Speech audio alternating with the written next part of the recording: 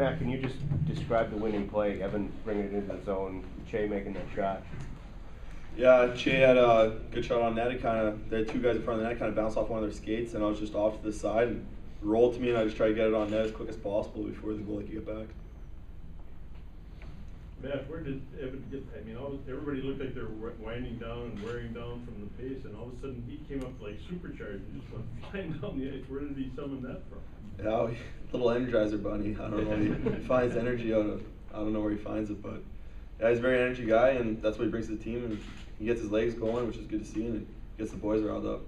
Were you just happy the puck was on the ice when he was coming up? Yeah, I guess so. Yeah. Matt, obviously you've had plenty of goals in your career, especially this season. Where does this one rank? Definitely right on top. Probably the biggest goal I've scored in my 4 years of college here. Derek, can you just talk about the feeling of winning this title 2 years in a row? Obviously, it's a tough feat, so we're pretty happy in the locker room right now, and obviously still business left to do, but it's a tremendous accomplishment for our team, and looking forward to bigger and better now.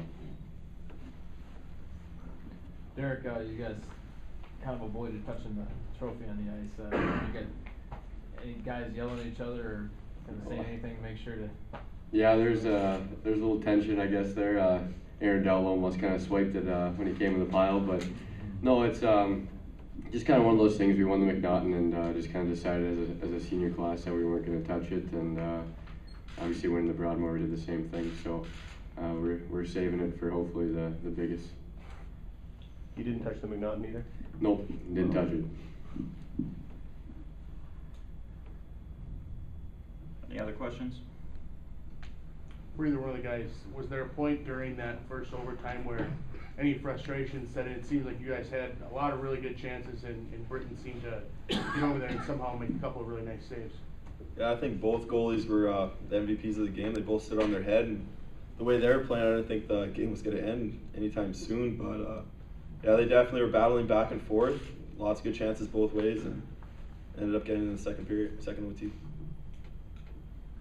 A lot of people have been saying that there wasn't much on the line, considering that you guys were both in the tournament, but to you guys, this means something. Can you just talk about that? Yeah, it means everything. Obviously, a tournament is a big deal to us, and winning the McNaughton for the league is something special, but this obviously means a lot too. All the best teams coming in off of a 2-game playoff series, and you're battling for a trophy, and that meant something to us, and I think we kind of showed it tonight. Any other questions? Thanks, guys. Opening statement, Coach. I think our players pretty much summed it up very well. We started a little over a week ago on on a quest to win a tournament, to win the Broadmoor Trophy, and you have to win 4 games in order to do that. We did that at home to get through the first round of the playoffs, and then you have to come here and win 2 games against 2 very good teams that are playing extremely well. And tonight's a game that obviously a game that could have went either way. I thought there was some great plays on both sides of the ice. Goaltending was outstanding. Certainly, Denver had the better of the opportunities through the first 60 minutes and through the first few minutes of overtime. But I think we got a little bit of momentum going, and we're able to carry that into the second period. And bottom line, we got a bounce, and that bounce happened to land on the right guy's stick.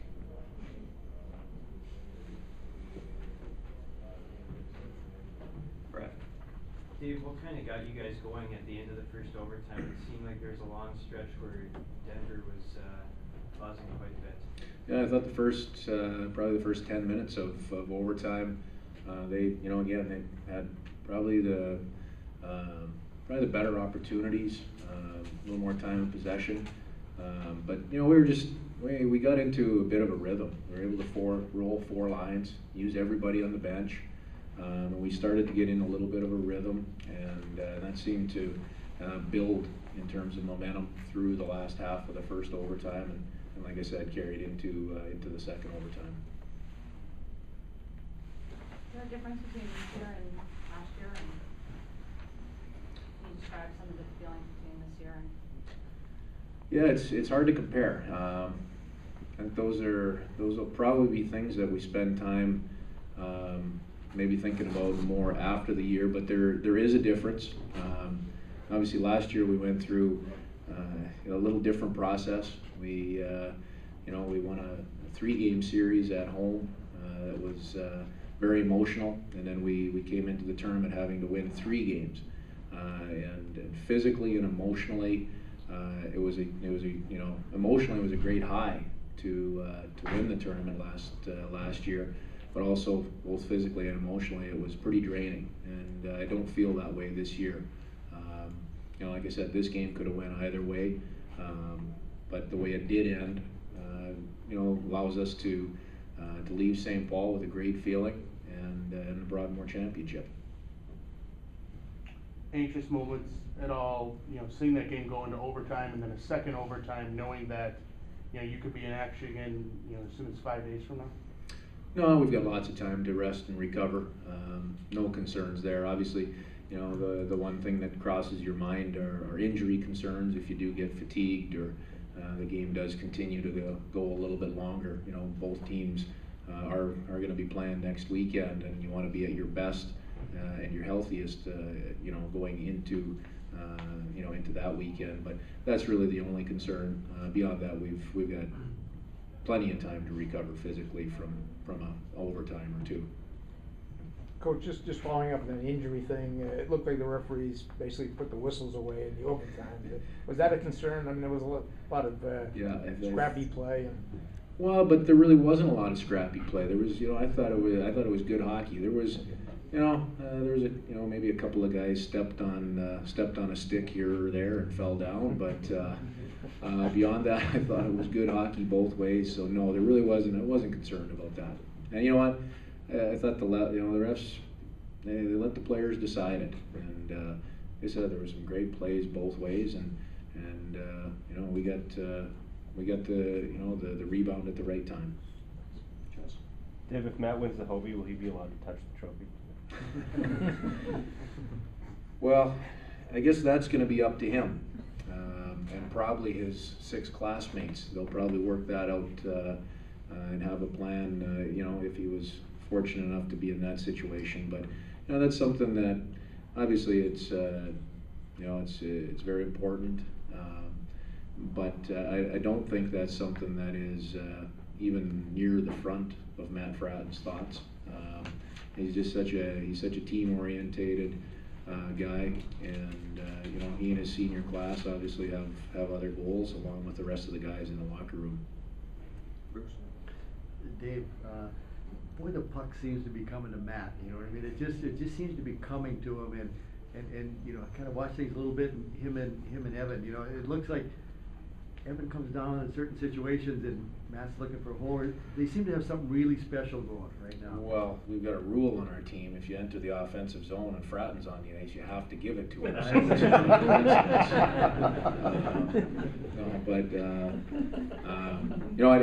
Evan, Matt, and Brad have great chemistry. The goal that they scored last night is a real chemistry goal. That's it was a long cycle, behind the net, and Evan knew exactly where he was going with that puck before it was within 10 feet of his stick. He got it and he put it to an area, and Matt, knew what area to go to. So there's some great chemistry between those 3 guys, and maybe it's certainly not a surprise that if we were going to get the OT winner, that one of those guys was in on it. Yeah.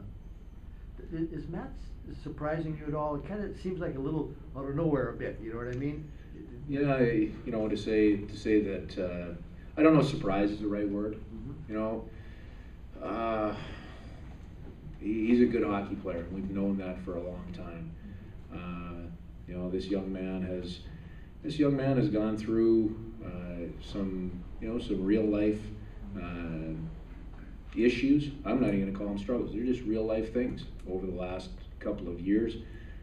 But he's really grown, and through dealing with them straight up, through dealing with them honestly, he's really grown from it. And that's as a person as well as you know, as a hockey player. The two are, you know, the two go hand in hand, and what he is doing is a true credit to him and his commitment to our program, and his commitment to his teammates, and to doing things the right way. Over the last 12, 13 games, you know, unbeaten, it seems like this group, really especially led by the seniors, is on a mission. Would you agree with that? Well, this is a tight group. They came in together, 6 of them came in together 4 years ago. Jay came in 5 years ago. They've had an awful lot of success along the way. They have, you know, they have very clear goals that they want to achieve. We haven't talked about those goals outside of our locker room all season long, but these guys have set the bar.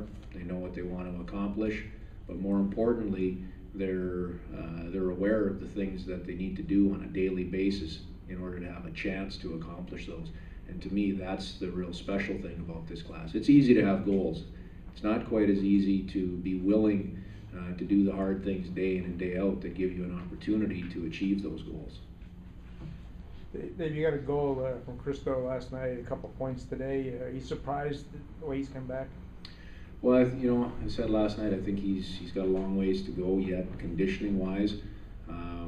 But you know, he's got that competitiveness and that ability, you know, mentally to push himself.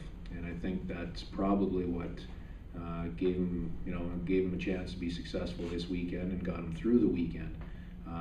You know, obviously, I'm sure he built some game conditioning, but you know, he still has a ways to go in terms of getting back to that high level of conditioning. And you know, we've got 7 days, 6-7 days before the national tournament starts. So he needs to keep pushing. He needs to keep pushing hard for himself, and he needs to keep pushing hard for his teammates.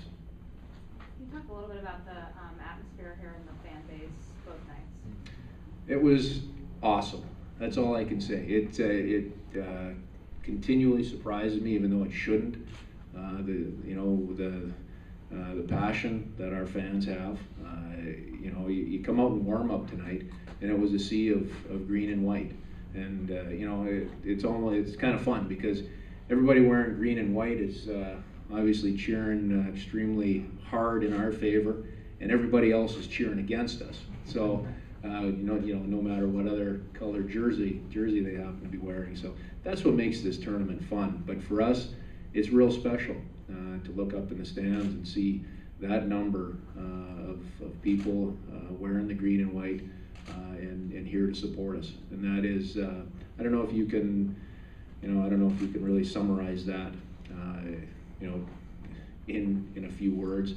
But it's there's something powerful about it, and it's very special. Final question? Thanks. Thanks, everybody. Thanks, Coach.